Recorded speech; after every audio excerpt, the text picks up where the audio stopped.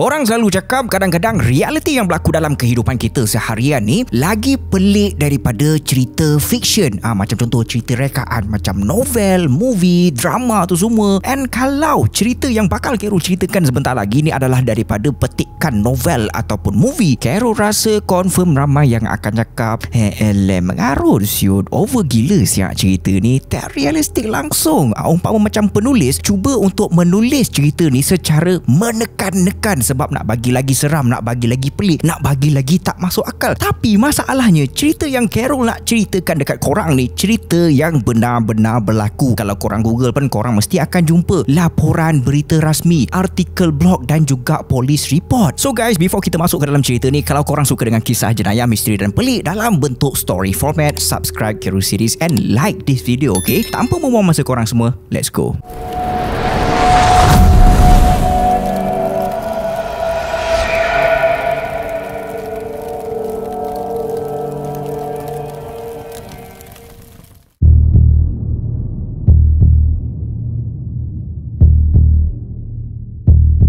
Cerita ni berlaku pada tahun 1986 di Massachusetts, US, yang di mana pada ketika itu terdapat dua orang adik-beradik perempuan yang masih remaja lagi yang bernama Annie dan Jessica Andrews. Pada tahun tersebut, mereka kehilangan orang yang paling penting dalam hidup mereka, iaitu mak mereka yang meninggal dunia akibat penyakit kanser, dan kematian tersebut memang sangat-sangat mengejutkan kerana sebelum ni mak dorang sangat-sangat sihat dan tidak menunjukkan sebarang simptom sakit. So, selepas mak diorang meninggal dunia, Annie dan Jessica tinggal sepenuh masa dengan bapa diorang yang bernama Brian Andrews. So guys, Brian sebelum ni memang kuat bekerja, tapi selepas isteri dia meninggal, dia terpaksa bekerja dengan lebih kuat, dengan lebih keras lagi untuk memastikan keperluan Annie dan juga Jessica sentiasa cukup dan lengkap dekat rumah. Jadi Annie dan Jessica sangat rapat dengan mak diorang. And then lepas mak diorang dah tak ada, dengan keadaan bapa diorang yang memang selalu tak ada dekat rumah, maka Annie dan Jessica banyak menghabiskan masa berdua sahaja dekat rumah dalam keadaan fikiran dorang yang masih dipenuhi dengan perasaan rindu dan sedih terhadap pemergian mak dorang. Pada satu malam ketika Brian tiada di rumah, Brian bekerja, Annie dan Jessica membuat satu keputusan yang di mana mereka nak gunakan papan oja untuk menghubungkan diri mereka dengan mak mereka. So pada masa tu mereka sendiri pun sedar, mereka pun tahu yang mereka memang tidak boleh mengharapkan apa-apa dengan papan oja tu. Mereka tak mengharapkan pun apa-apa akan berlaku nanti. Mereka cuma nak rasa macam ada connection sikit dengan mak mereka yang mereka sangat-sangat rindu tu. Itu je. Jadi apa yang dorang buat, dorang turun ke basement rumah dorang keluarkan papan oja, and then dorang buat satu upacara yang dipanggil sebagai shons. So guys, untuk pengetahuan korang, upacara shons ni perlu dilakukan di dalam tempat yang gelap, ada lilin, and semua jari orang-orang yang ada dekat situ perlu diletakkan di atas penunjuk, macam satu penunjuk guys. So Annie dan Jessica pun tak tahu sangat nak main papan oja ni macam mana. Dorang just pastikan bilik gelap, dorang bakar lilin dan letakkan jari dorang di atas penunjuk, dan penunjuk tu di atas papan oja. And bila semua tu dorang dah buat, dorang pun mula bertanya, Mak ada dekat sini ke? Kalau mak ada, mak bagilah sign apa-apa. And selepas beberapa jam kemudian, tak ada apa pun yang berlaku, dan akhirnya dorang simpan semula papan oja. Walaupun tak ada apa yang berlaku daripada sudut perspektif yang lain, sebenarnya apa yang diorang buat tadi tu sedikit sebanyak membuatkan diorang jadi lega. Sebab apa? Sebab ketika diorang duk sibuk tanya, mak ada ke tidak, mak buat apa, mak itu, mak ini, pada masa tersebut fikiran diorang hanya fokus memikirkan tentang mak diorang dengan sangat mendalam. Dan benda tu sedikit sebanyak membuatkan diorang rasa seolah-olah maybe mak ada dengan aku sekarang ni. This is based on diorang punya kepercayaan lah.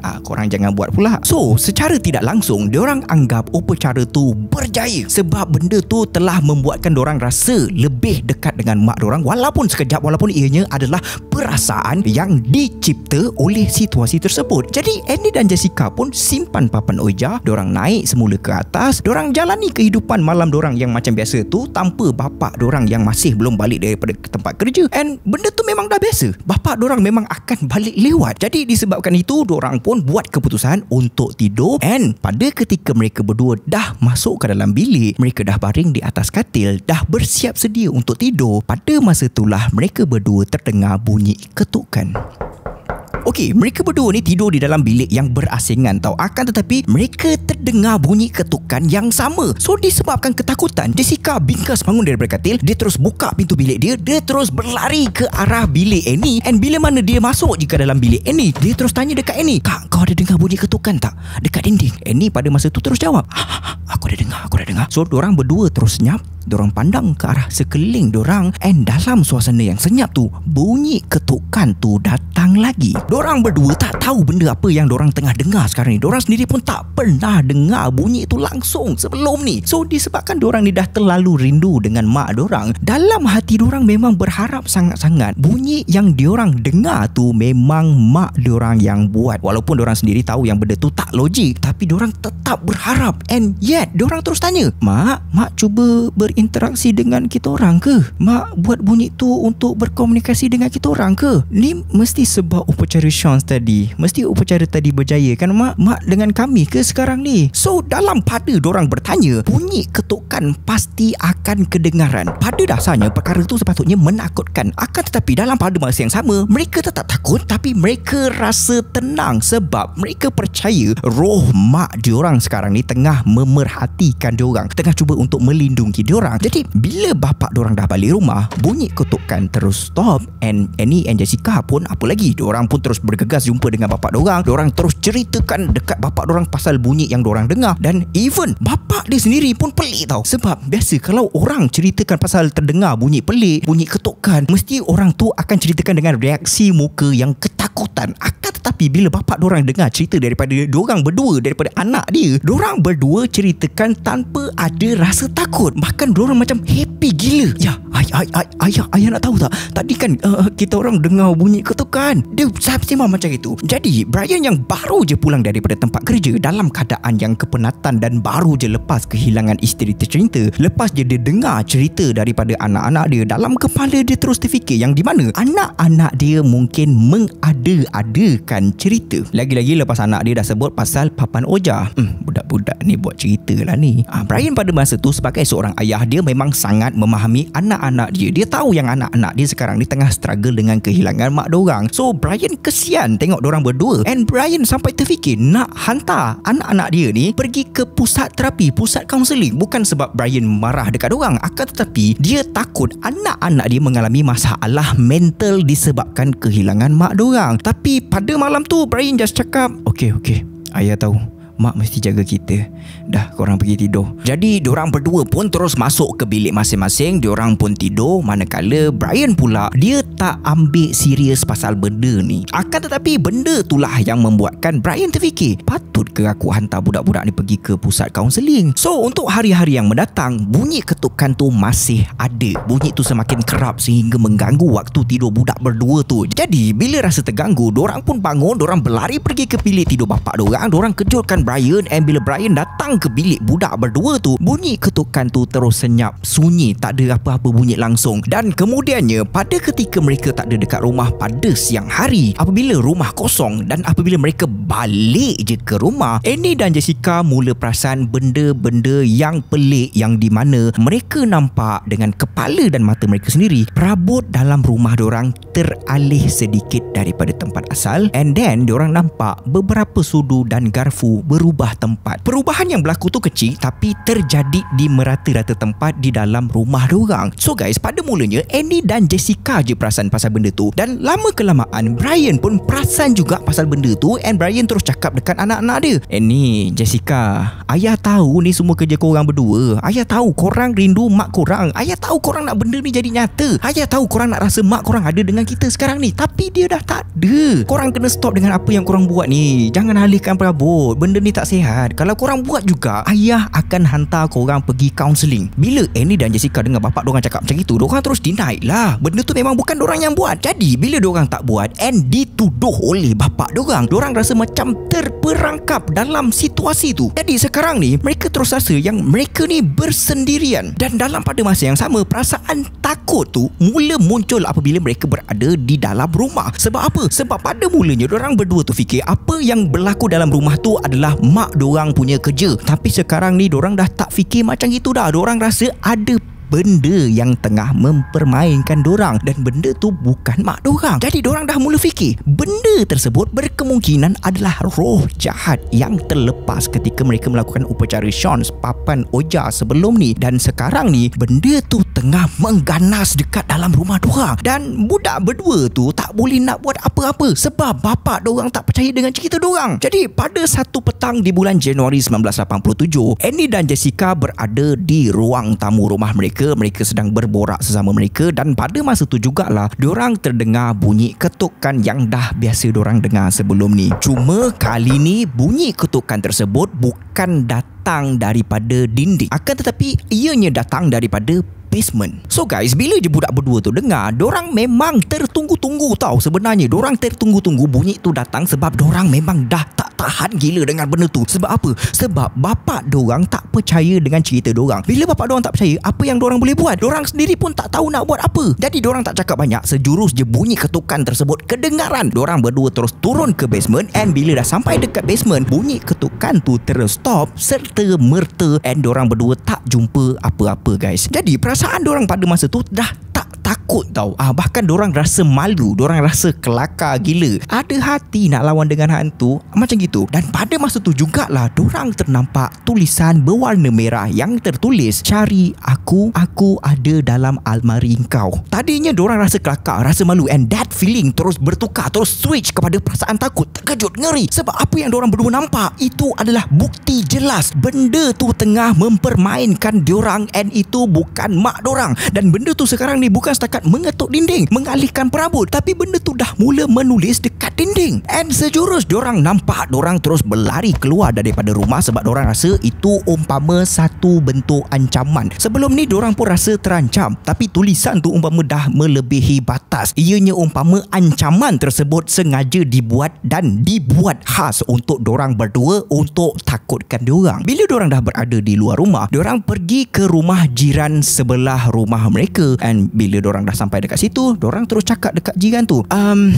kita orang nak tumpang rumah makcik boleh tak? Ada something pelik yang berlaku dekat rumah kita orang lah. So time tu jugalah diorang berdua terus ceritakan sikit pasal tulisan pelik tu, tapi cerita tu tak terlalu detail. And time diorang tengah cerita tu, jiran dia terus cakap, terus macam menyampuk lah, tak apa, kita tunggu bapak kau balik dulu sebelum kita buat apa-apa. Jadi diorang pun stop daripada bercerita, diorang pun stay dekat rumah jiran. And bila Brian dah balik ke rumah, dalam pada kereta dia baru je masuk ke dalam perkarangan rumah, Annie dan Jessica terus tahan kereta bapak dorang terus tundingkan jari dorang ke arah rumah jiran. And bila Brian dah sampai je dekat rumah jiran dia tarik Brian. Jiran dia pun ceritakanlah dekat Brian pasal apa yang budak-budak tu ceritakan tadi dekat dia. Tadi anak kau cerita dekat aku yang apa tu, kat rumah kau ada tulisan merah apa.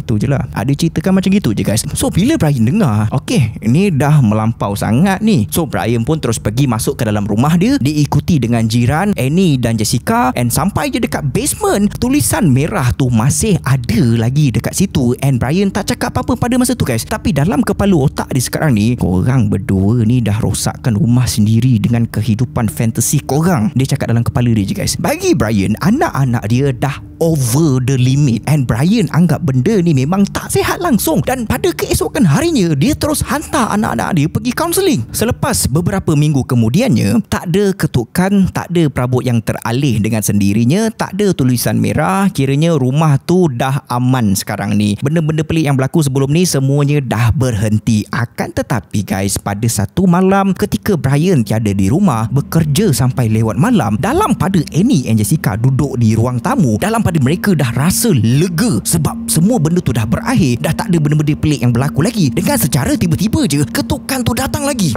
So kali ni diorang cuba untuk fokus dengan bunyi ketukan tu, dan ianya datang daripada bilik Annie. So diorang tak cakap banyak, diorang terus bergegas lari masuk ke dalam bilik Annie. Dan apa yang diorang jumpa pada masa tu adalah tulisan merah sama macam dekat basement sebelum ni. Dan tulisan tersebut tertulis, "Aku dah kembali, cari aku." So bila diorang baca, diorang terus berlari keluar daripada rumah. And tak cakap banyak, diorang terus berlari ke arah rumah jiran sebelah macam sebelum ni. And bila dah sampai dekat rumah jiran, diorang terus jerit, Tolong tolong, tulisan tu ada lagi. Makcik kena percaya, benda tu ada lagi. Dan jiran dia pun terus cakap, okey, korang duduk sini, tunggu bapak kau balik lagi sekali guys. So bila Brian dah balik, Brian terus marah dorang. Ayah dah masukkan korang dekat kaunseling, ayah dah suruh korang berhenti buat semua benda bodoh ni, tapi korang buat juga. Benda ni tak okey, benda ni tak sihat. Okey, korang berdua duduk dekat sini, ayah nak pergi tengok rumah tu seorang-seorang. Ayah nak buktikan semua ni korang punya kerja. Jadi Brian pun balik ke rumah, dia tolak tombol pintu, and apabila pintu terbuka, Brian mendapati rumah dia bersepah gila. Kocak-kacir, macam ada orang selongkar rumah tu, macam ada orang geledah rumah tu. Dan sejurus dia melihat keadaan yang begitu, kepala dia terus terdetik. Ni bukan kerjaan aku ni. Brian terus realise adrenalin dalam diri dia terus meningkat naik, and dia terus berjalan slowly masuk ke ruang dapur. Dia jalan slowly masuk ke bilik bawah. Dia jalan slowly naik ke bilik Annie, and dia ternampak tulisan merah di dinding yang macam apa yang Annie ceritakan. Dan apabila kepala dia pandang ke almari, dia nampak seorang lelaki berdiri dekat dalam almari memakai pakaian wanita, dan pakaian tu adalah pakaian mendiang isteri dia. Lelaki tu pakai wig, pakai rambut palsu, and dekat tangan dia sekarang ni tengah pegang kapak.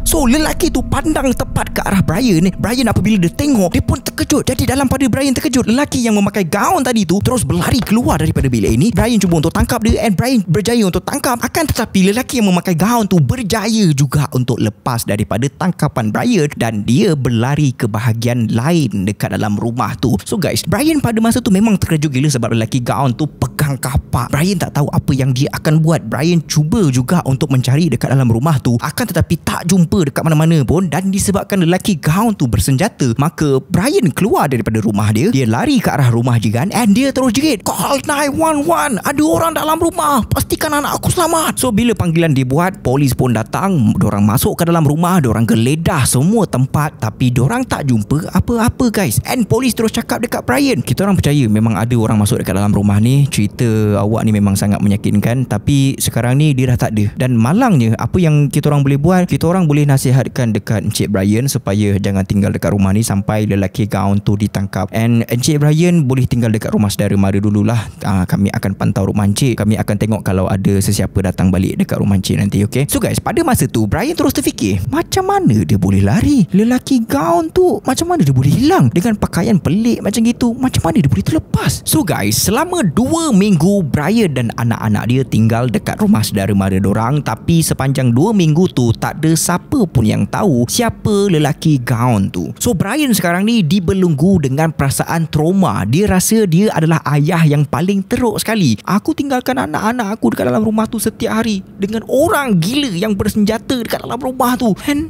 aku tak percaya dekat anak-anak aku. Dia fikir kalau jadi apa-apa dekat anak dia, memang salah dia 100% guys. So guys, untuk Annie dan Jessica pula, dorang pun trauma juga sebab sekarang ni baru dorang sedar yang selama ni dorang berinteraksi dengan orang gila yang berpakaian gaun, memegang kapak di tangan, dan orang tu berada dalam rumah diorang. Benda tu creepy gila sia. So selepas 2 minggu tinggal dekat rumah saudara Brian dalam keadaan rumah yang sempit dan tak selesa untuk anak-anak dia tinggal, maka Brian pun buat keputusan, mungkin lelaki gaun tu dah lari kot, polis kan pantau rumah aku, bolehlah aku balik, nanti aku kuncilah rumah, aku pasanglah sistem keselamatan, polis pun masih tengok rumah aku. Jadi Brian pun suruh anak-anak dia untuk kemas-kemas, dan dorang pun bila dah siap terus balik ke rumah dorang. Jadi apabila Brian dah memandu masuk ke perkarangan rumah dia, and bila dia pandang ke tingkat atas rumah dia, dia nampak lampu yang berada di tingkat 2 menyala. So Brian terus terfikir, aku ingatkan polis cuma jaga dekat luar rumah je, tak sangka pula ada polis dekat dalam rumah. Dan pada masa Brian tengah perhatikan tu, Brian nampak kelibat lelaki berpakaian gaun tu melintasi tingkap atas. Bila dia dah nampak, tak cakap banyak, Brian terus call polis. Polis pun laju gila buat kerja. Diorang terus datang, diorang terus kepung rumah tu, and bila rumah tu sudah dikepung, polis pun masuk ke dalam rumah. Sepatutnya memang tak ada orang dekat dalam rumah tu selepas Brian dan anak-anak dia meninggalkan rumah tu dan tinggal dekat rumah saudara mara mereka. Sebelum Brian tinggalkan rumah tu, Brian kunci rumah, semua tempat dia kunci, and polis pun pantau rumah tu 24 jam dekat luar. Tak ada polis dekat dalam rumah, tak ada orang sepatutnya dekat dalam rumah tu. So guys, bila polis buka pintu, bila polis cuba untuk masuk, bukan setakat rumah je bersepah gila, akan tetapi dekat dinding-dinding, semua permukaan dinding dipenuhi dengan duit shilling yang digam, termasuk dengan siling atap sekali guys. Bukan setakat tu je, tulisan merah merata-rata dekat dinding dengan tulisan yang menyeramkan untuk dibaca. Dan polis tak cakap banyak, diorang terus geledah rumah tu, diorang cari sana, diorang cari sini, tapi diorang masih tak jumpa siapa-siapa. Jadi salah seorang anggota polis ketika dia berada di basement, dia perasan ada satu mesin basuh dan satu mesin pengering yang diletakkan secara bersebelahan. Jadi dia pun cuba untuk alihkan mesin basuh dan mesin pengering tu ke tepi, dan apa yang dia dapati memang sangat mudah untuk alihkan dua mesin tu. Jadi lepas je mesin tersebut dialihkan ke tepi, dia nampak ada satu papan kayu, dan apabila dia mengalihkan papan kayu tu ke tepi, terdapat satu lubang ataupun ruang sempit yang berada di belakang papan kayu yang telah dialihkan tadi. So guys, ruang sempit tu sebenarnya menghubungkan ke seluruh laluan insulation dekat dalam rumah tu. Kiranya sesiapa yang berada di dalam ruang tu, dia boleh akses ke seluruh ruang dalam rumah. Jadi apabila anggota polis masuk ke dalam ruang tersebut, mereka mendapati terdapat lubang-lubang halus yang dibuat untuk mengintai di setiap satu bilik. Setiap satu bilik ada lubang kecil guys. Dan pada ketika polis menyusuri ruang dekat dalam tu yang meliputi hampir keseluruhan rumah, dekat situlah diorang jumpa Daniel LaPlante. Danny adalah seorang remaja lelaki yang tidak waras. Dia pernah bercinta dengan Annie sekejap sangat, dan apabila Annie putuskan hubungan, Danny menyelinap masuk ke dalam rumah mereka dan dia tinggal di dalam dinding rumah mereka. Dia mendengar semua perbualan mereka.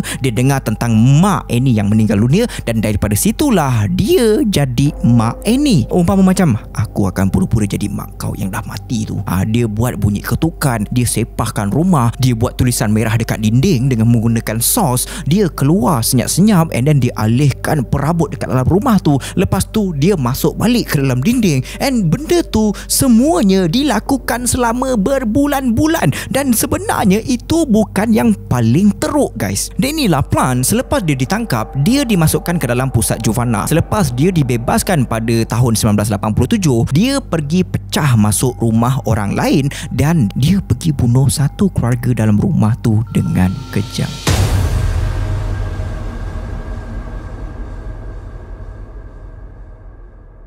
Kalau cerita yang Khairul ceritakan ni fiction, mungkin tak berapa seram sangat lah, sebab nampak macam try hard nak mampui, tapi benda tu memang berlaku. So itu saja untuk video kali ni. Lupa, kalau ada mana-mana company yang berminat untuk berkolaborasi ataupun sponsor video Khairul series untuk integrated segment ataupun shout out untuk full episode, so boleh email Khairul, okay? Email di description. Thank you so much guys. See you on next video. Assalamualaikum.